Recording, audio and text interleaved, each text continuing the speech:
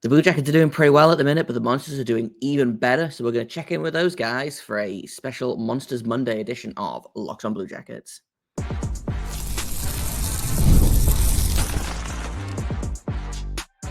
You're Locked on Blue Jackets, your daily podcast on the Columbus Blue Jackets, part of the Locked on Podcast Network, your team every day. Hello and welcome to Locked on Blue Jackets, part of the Locked on Podcast Network, your team every day. I am, as always, your host, Jay Foster, here to give you the good, the bad, and the ugly about your favorite team and mine, the Columbus Blue Jackets. Before we get started, I want to thank everyone for making this your first listen of the day every single day. Locked on Blue Jackets can be found on any podcasting app of choice, free and available, and we're also over on YouTube. I also have to let you know that today's episode is brought to you by FanDuel. Start the season with a big return on FanDuel. New customers can place a $5 bet, and you're going to get started with $150 in bonus bets if that bet wins. So visit FanDuel.com to get started. So the Monsters are exciting at the minute. They are now up to eight wins in a row, and so I thought we'd talk about that. There's some additions to the Monsters this weekend. I thought we'd talk about Gavin Brindley making his Monsters debut. I thought we'd talk about how Jiricek looked this weekend, etc., etc. Blue Jackets don't play for a couple of days, so let's check in with the kids, as it were, and then I've got a couple of mailbag questions at the end that I'm excited to get to in a little bit here. But let's kind of start off with kind of how the Monsters are doing right now. Like I said, they've just won their 8th game in a row. They made it difficult for themselves after an easy-ish 4-1 win against the Milwaukee Admirals on Saturday. Last night, I believe it was, Sunday night, against the Milwaukee Admirals again. The Blue Jackets, the Monsters, managed to get up to a 4-0 lead against the Admirals. It was looking pretty good. And then somehow I looked away, was paying attention to my own game that I was working here at home. And it was 5-4 Admirals. Needed some last-minute heroics from Trefik Swansky to tie the game, and then David Jiricek wins it in overtime, which is a really good sign because, honestly, like, the best thing for Jiricek right now is, A, for him to play a lot, which I don't... The AHL doesn't release ice time stats, but my guess is he probably played a fair amount. And then he needs to play well. You know, like, if he goes down to the AHL and is like, oh, I'm not really interested, I don't want to be here, etc., like, it's in his best interest to play his way out of the AHL. You know, he should want to be one of the best players on this team. And, like, he's very capable of doing that. Like, look at his rookie season as an 18-year-old, like, leading all defensemen in scoring in the AHL, you know. So, like, we know he knows how to do it. And it was a really good sign to see him get on the score sheet last night against Milwaukee. Don't believe he hit the score sheet again. I don't have the again. Looks like Blue Jackets. Everybody drink. He ended up with he had an assist as well. So goal and assist for Jiricek in his return to the AHL. Like I said, I'm sure he's not thrilled about getting sent down. Like, I maintain that I don't think being sent to the AHL is a punishment. You know, this is not us. This is not the Blue Jackets saying you're not good enough here. We're sending you down because we don't think you're good. This is go to the AHL, work on the things that you need to work on, and we'll see you again, you know, hopefully soon. But I also maintain keep him in the AHL for now. You know, unless anything goes horribly wrong at the NHL level, knock on wood. Like, I know people are calling about Provorov. Injuries happen. You know, I think Jordan Harris has kind of been underwhelming thus far for the Blue Jackets. So, like, you know, things can happen, but unless you're forced to, keep him there. You know, we'll talk a little bit about Jiricek in the second segment as well, because people are saying things again. So I wanted to address a little bit of that. Again, Gavin Brindley, excellent for the Monsters. Had, I believe, another 2 assists. For 3 assists total in his maybe he only had the 1 assist, maybe I'm lying. I swear he got 2 assists. What if I learned how to read? Okay, 1 assist, but 2 points in 2 AHL games for Gavin Brindley. It's looking really, really solid for him. He just came back from a broken hand, so I assumed it would take him a little bit to get into it. But he had 3 shots in last night's game. He's got 4 shots over the last 2 games, and 2 assists. So he is doing just fine down there. Excited to see how he continues to develop. The Monsters as a whole, I hate to use the word wagon, but there's something fun happening down in Cleveland with Travis Wolanski's big night last night. He had 2 goals and an assist. He's now joined Rocco Grimaldi in top 5 in league scoring. Rocco Grimaldi is second in league scoring with 21 points in 13 games. Travis Wolanski has 19 points in 17 games, so tied for 4th in league scoring. The only player with more points than Grimaldi is Vinny Hinostroza, who's got 23 points in 15 games. He's played 2 more games and has 2 more points than Grimaldi. So again, really exciting to see that. Dante Fabbro has crept into the top 10 of league scoring, he's crept into the top 5 of league scoring. He's tied for 5th in league scoring.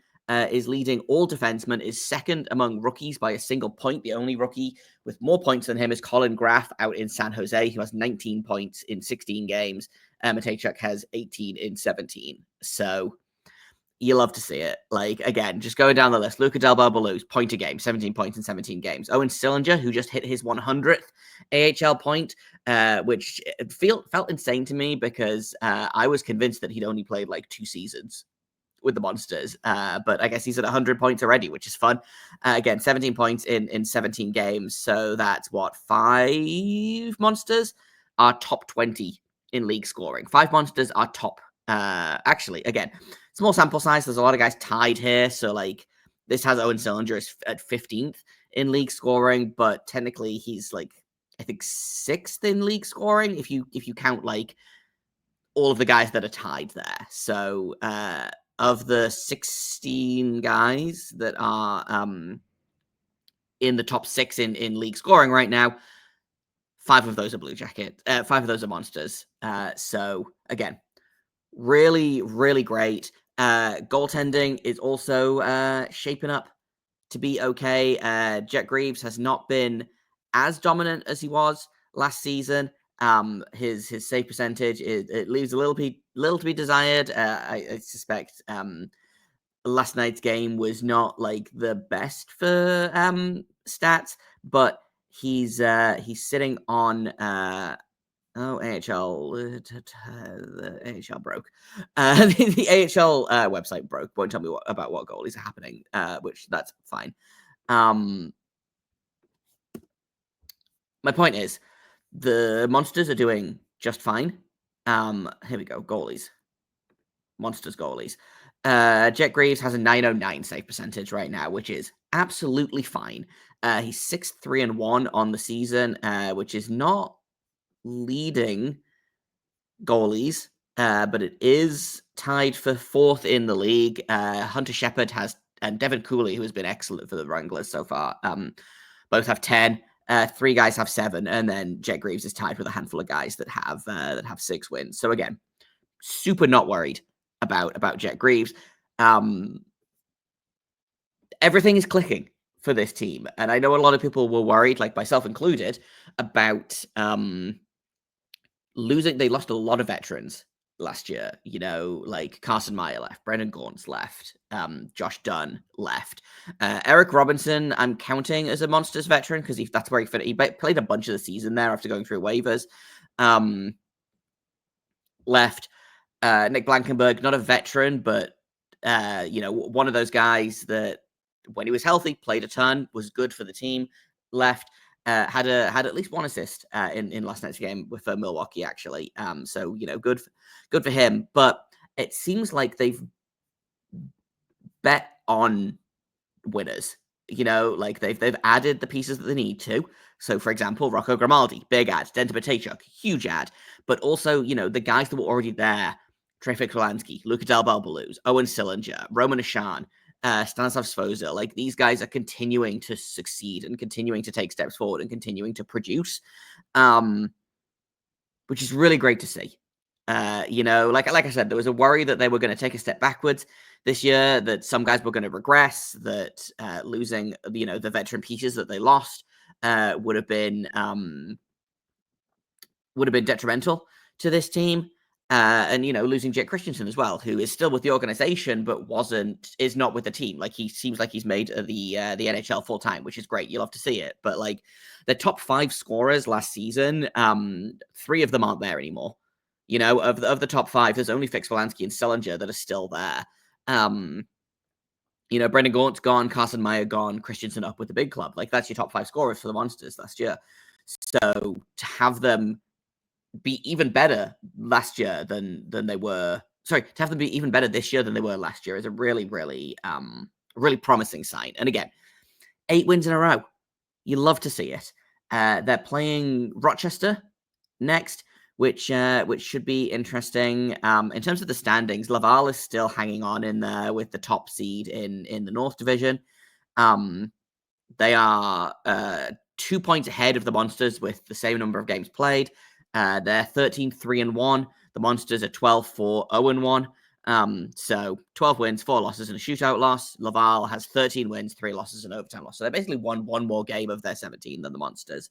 But the Monsters are outscoring them. They're allowing more goals, but they, I believe, have the most goals or the second most goals of any. Excuse me. They've scored the third most goals of anyone in the league right now.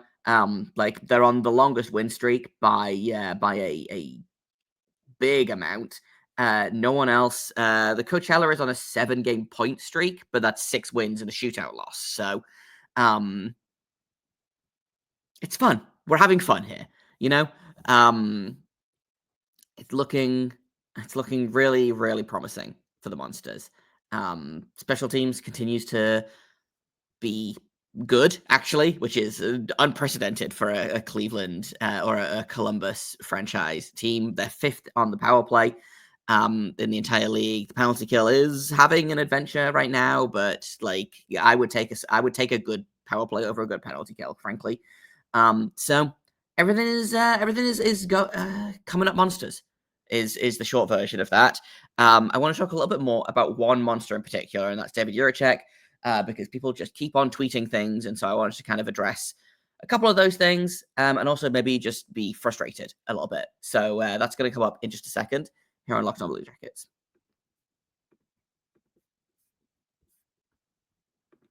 First, I'm going to tell you about FanDuel. Get ready to tackle the NFL action with America's #1 sportsbook, and that is FanDuel. Right now, new customers can bet $5 and get $150 in bonus bets if that $5 bet wins. Just find the heaviest favorite that you can and put $5 on it, and if it comes out, you're going to get $150 that you can spend in literally anywhere you want on FanDuel, like the NFL, the NBA, the NHL, college sports, like NASCAR. I don't know, like whatever you want to bet on, you can bet on it at FanDuel. And the FanDuel Sportsbook app gives you everything you need to place live bets all in one place. So if you get a hunch in the middle of the game, you can check out the latest stats, you can do live by play, and so much more on the same page where you place your bets. Just visit FanDuel.com to join today, and you'll get started with $150 in bonus bets if you win that first $5 bet. That's FanDuel.com. Never waste a hunch and make every moment more with FanDuel, official sportsbook partner of the NFL, and also us, the Locked On Podcast Network. Welcome back to Locked On Blue Jackets. We've talked about the Monsters and how fun they are right now, but I wanted to talk about one monster in particular, and that is David Jiricek. Because all weekend we've heard, or I've heard anyway, of, the Blue Jackets are exploring trade options. The Blue Jackets are going to trade Jiricek. The Blue Jackets are going to get rid of Jiricek. We should pick him up, and we should give them, like, a second-round pick and a D-tier prospect. And that's... First of all, David Jiricek is not on the trade block. He has not asked for a trade. The team does not want to trade him. The team is... Don Waddell, I think, is if someone calls and says, hey, I'm interested in David Jiricek, he's going to be like, oh, what are you going to give me? And the other team will say whatever, and clearly nothing has been said that made Don Waddell go, So this is not him being on the trade block. This is teams are calling in the same way that they call about... I can imagine that every team must get half a dozen calls a day from other GMs to be like, hey, what if we give you this for your player? Like, and I'm seeing a lot of people saying that he's available for trade. He's not available. Like, he's available in the same way that like every player is available, like beyond the handful of legitimately untouchable players. But, I'm seeing a lot of people being like, oh, we should, like what was the one I saw was, the Sharks should give them like Thomas Bordelot and a second round pick, and that'll be enough to get Jiricek. And like, I love Thomas Bordelot. That's simply not going to do it. I still don't think this team wants to trade him. I think they want to keep him. He's 20 years old. Was drafted 6th overall. He has a bucket load of potential still. Like, he basically lost an entire year of development because of whatever Pascal Vincent and Jarmo Kekalainen were doing last season. Like, he has not asked for a trade, which I feel like if he had asked for a trade, we would hear about it because, again, his agent is Alan Walsh, who is very vocal about this sort of thing. And I just, if you are getting calls from 31 teams about a player, maybe it's a signal that you should keep hold of that player, which is something I've been saying all along. And I think that Don Waddell is smart enough to know this. And like, I just don't know that unless the trade like absolutely blows you out of the water. Like, I was kind of idly thinking earlier today, like, what would you have to do to kind of pry Brady Tkachuk out of Ottawa, for example, or Mitch Marner? And like, those are not necessarily like trades that I think will happen. I would take either player on my team in a heartbeat, but like, does David Jiricek plus an extra piece get that done? And I don't think it does. Like, you'd have to give up something else. So we'll see. But as of right now, I don't see them trading him. And there's noise that Edmonton is involved. Edmonton doesn't have anything worth trading David Jiricek for. Nashville is interested apparently, but like, I think the Blue Jackets got what they wanted from Nashville in Dante Fabbro. Minnesota's interested, which I would potentially take a phone call on. Apparently Marco Rossi is, if not available, then is potentially could be made available for the right price. Like, that's a move that I would do. I still think that something like Shane Wright in Seattle might make sense. There was another team, Philadelphia as well. But again, I'm like, I don't think Philadelphia has anything that I would be particularly interested in unless they like want to give us Matvei Michkov, which is not happening. So again, this is a big thing where people are like, oh yeah, let's just trade for Jiricek. Let's give them like garbage plus other garbage, or like, maybe that's unkind to some of the trade scenarios I've seen, but like, I don't know. And this happens. We saw this with Ken Johnson last year as well, when Ken Johnson was struggling and when he got sent down to the minors, it was, oh, let's give them like a second round pick and whatever for Ken Johnson. And it didn't happen. They didn't pull the trigger, rightly so. Like, again, I'm looking at the Flyers list of players. Like, Oliver Bonk maybe could be an option. Like, Denver Barkey, I like a lot, but I don't think that they would move him. I think they're really high on him. But like, there's no one else here that I'm looking at that I'm like, oh yeah, no, we should definitely trade David Jiricek for that dude. So this will continue. Probably the Twitter noise will continue for a little while now, but I really don't think Don Waddell is going to trade David Jiricek unless he gets absolutely blown away by a trade. I think, and like, David Jiricek has a lot of things that Don Waddell likes in players as well. He's big.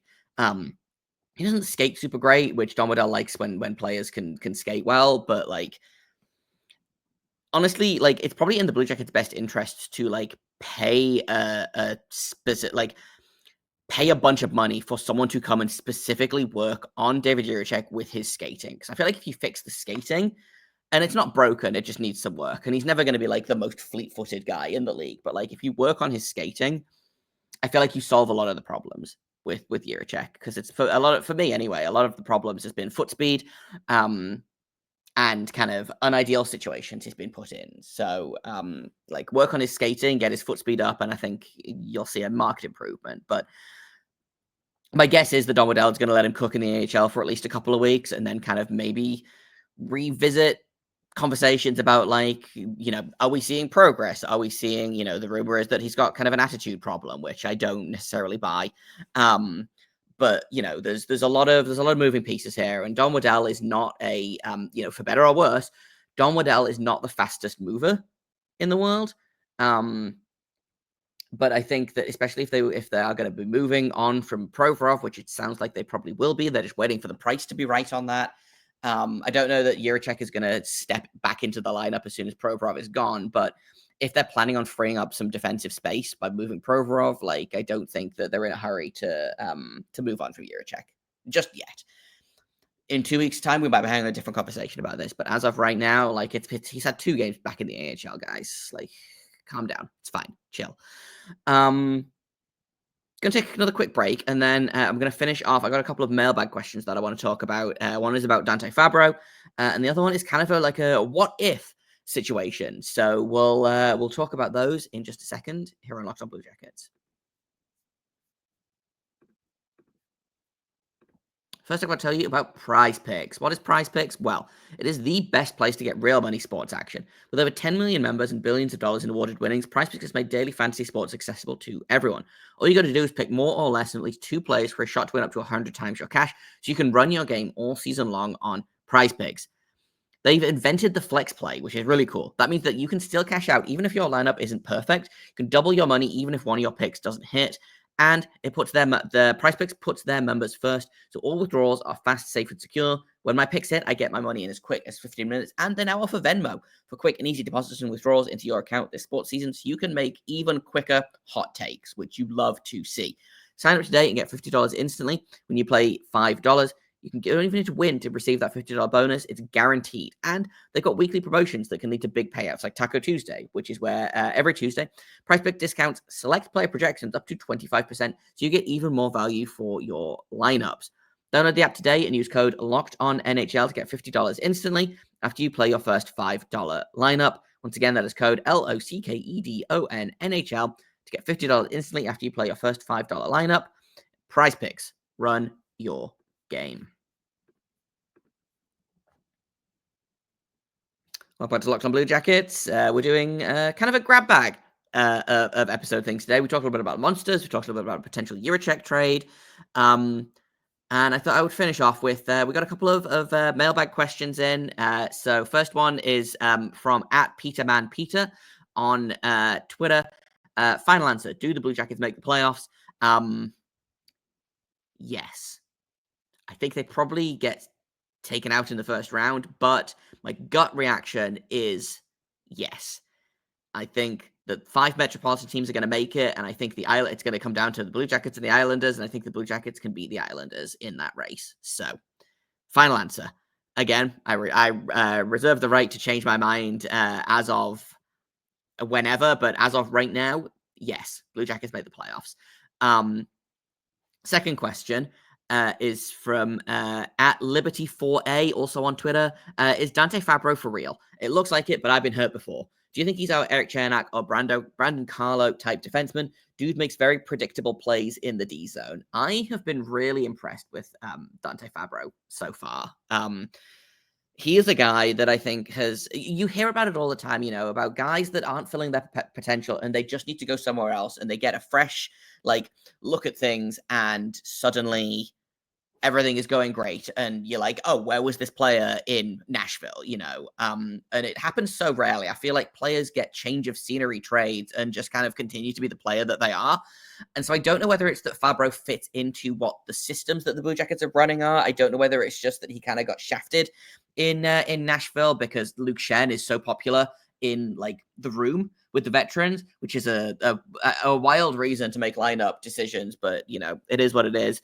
But I actually in a weird hockey is a small world situation. Dante Fabbro is actually a friend of a friend. So I was talking to my friend about this over the weekend, and apparently Fabbro is loving it in Columbus, likes the city, likes the team, is having a great time, feels like, sometimes, it feels like it's all clicking for Fabbro. Again, very small sample size. He's played, I want to say 6 games with the Blue Jackets this season. So again, I'm not going to sit here and say that he's the best defenseman that the Blue Jackets ever had, but like it's trending like I don't know. He's looking pretty good. I think he's working well with Werenski, which is a great sign. Yes, he's played 6 games with the Blue Jackets so far. 4 points on the season, which is about where I would like him to be. I think like if you can get 20 or 30 points out of Dante Fabbro, but you're getting,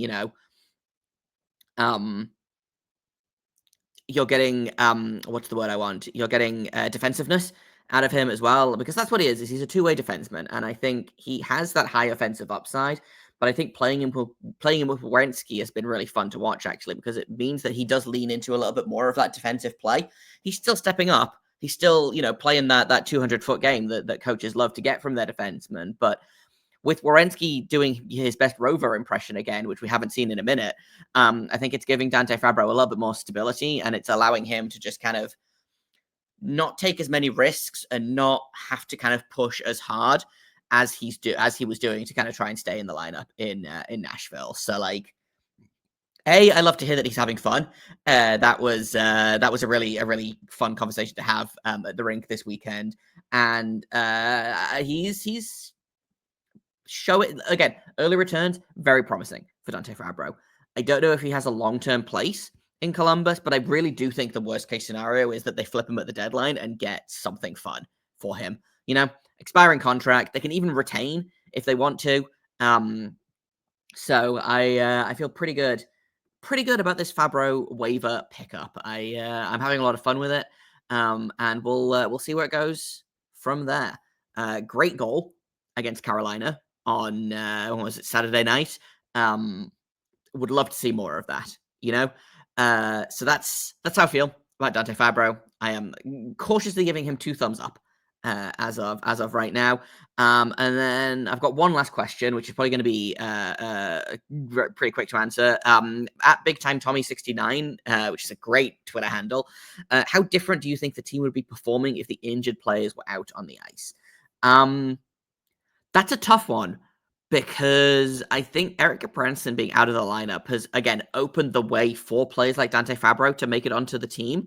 That being said, I don't know, like, if Erik Gudbranson is in the lineup, like, likely Jack Johnson isn't. So, you're not, hopefully, if and when Gudbranson returns, knock on wood, like, we won't be treated to, like, the Gudbranson-Johnson pairing that we got for, at part of the early going of the season here. So, like, I think defensively, if they had Gudbranson, they'd probably be about where they are right now. I don't know that they would have picked Dante Fabbro up, just because they both play on the right side. And I think part of the reason for the pickup of Fabbro is, well, A, he was there, and why not take a punt on him, right?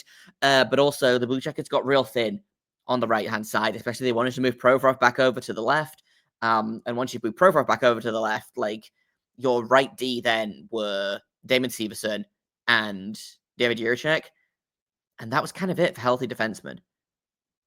But if you have Gudbranson, you have Harris plays both sides. He's better on the left, I think. But like, having Fabbro has really kind of meant that. Oh, sorry, not having Gudbranson, I think, has given them the freedom to try and pick up someone like Dante Fabbro, which is really great to see. And I would take Dante Fabbro on the ice over Erik Gudbranson any day of the week. Career season aside from last season for Gudbranson, Boone Jenner is the interesting one though, because like, I really do feel like Boone Jenner. I have such mixed feelings about Boone Jenner, because I love him. I think he's a good captain. I think he's a very good player. I think he's been playing above his means for a long time now. Bringing in Sean Monahan would have meant that Jenner could go back to the wing.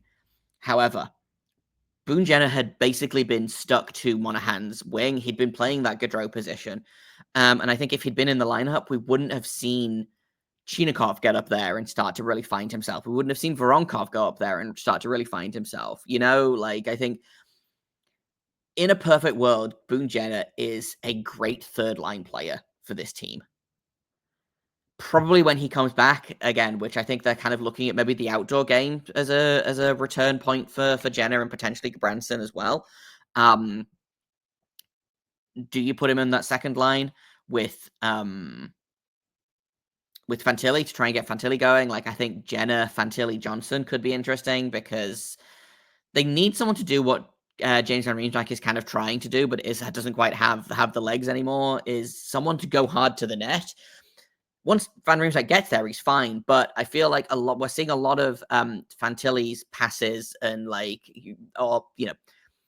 he's trying to pass it into the net, basically. And there's no one there to deflect the puck. No one can get there fast enough. But like Boone Jenner, he'll go into the corners. He'll, crash and bang and Tasmanian Devil his way around.